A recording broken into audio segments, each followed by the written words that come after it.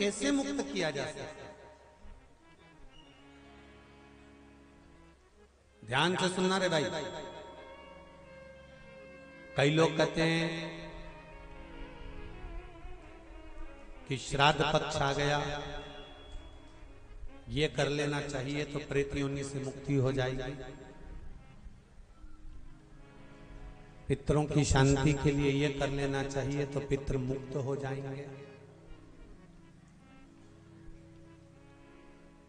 पहले तो एक बात अच्छे से समझ लो, पितृ मुक्त नहीं होते, उनकी शांति होती है। क्या होती है? जम के बोलो जरा। उनकी शांति होती है।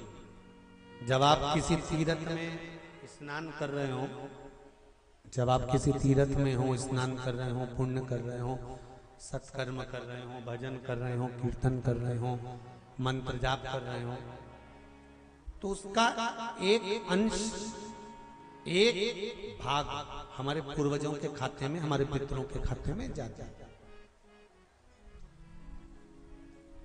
उनके खाते में पहुंचता है, ये निश्चित। आपने किसी ब्राह्मण को भोजन कराया, भले आपने पितरों के निमित्त नहीं जिमाया, कोई ब्राह्मण को एक गिलास पानी पिलाया, भले आपने पितरों के निमित्त नहीं पिलाया, पर आपका एक अंश उसके खाते में चला जाएगा। उससे क्या होगा? पितरों की शांति। और समझ लो, गया जी में पिंडदान कर देने से क्या पितृ मुक्त हो जाते हैं? बद्रीनाथ जाकर कपाल क्रिया करने से क्या पितृ मुक्त हो जाते हैं?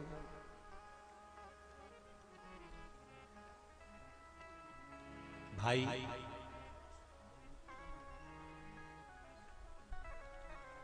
गया जी जाना तो वहां के पंडा जी से पूछना, हम यहाँ पिंडदान कर देंगे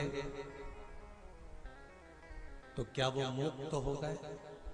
पंडा जी कहेंगे, आप अपने पूर्वजों को गया का पिंड देकर, उनका पिंडदान कर कर आप उनको भगवान विष्णु के चरणारविंद में छोड़ गए, पर आप घर जाना तो घर पर जब जब श्राद्ध पक्ष आए तब ब्राह्मण को भोजन जरूर करना। भले तुम धूप मत देना, कौवे का मत निकालना, पर एक काम जरूर करना कि ब्राह्मण भोज कराना। उससे क्या होगा?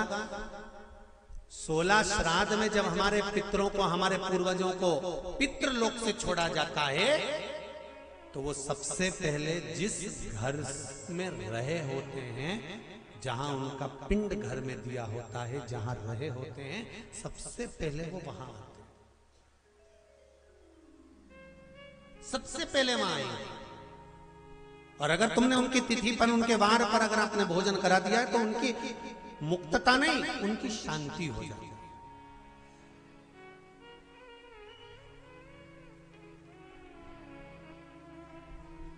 पितरों की मुक्ति कैसे?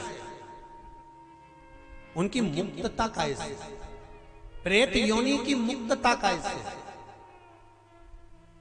तो कहा, जैसे भगवान का नाम लेने वाला व्यक्ति दूसरा जन्म नहीं पाता, उसी तरह भगवान का जो भजन करते हैं, कीर्तन करते हैं, मंत्र जाप करते हैं, या शिव महापुराण की कथा, राम कथा, भागवत कथा, विष्णु पुराण आदि जितनी भी पुराण हम श्रवण करते हैं, हमारे श्रवण करने का एक भाग हमारे पितरों के खाते में जाता है, तो उस कथा के फल से उनकी मुक्ति हो जाती है।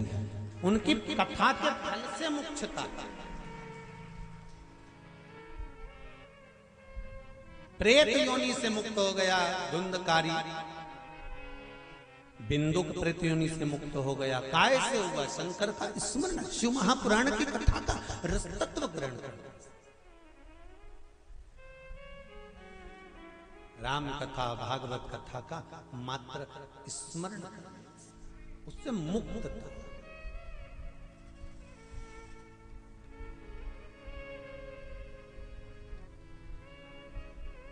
श्राद्ध पक्ष में चाहे चातुर्मास के अंतर्गत श्रावण का जो महीना चल रहा है, इस श्रावण के महीने में आप जो भगवान शंकर को 2 लोटे से जल चढ़ा रहे हो, 2 लोटे नहीं हो, घर में 2 कलश नहीं हो, तो कलश के ऊपर एक कटोरी भी रखकर लेकर 2 कटोरी से आपने अगर जल समर्पित करा है, इसका एक अंश हम पहले भी कथा में कह कर आए हैं कि आप शंकर भगवान को जब जल चढ़ाते हो, शंकर भगवान को जब जल समर्पित करते हो, उसका एक अंश घर में रहने वाले प्रत्येक मनुष्य के, प्रत्येक जीव के खाते में चला जाता है।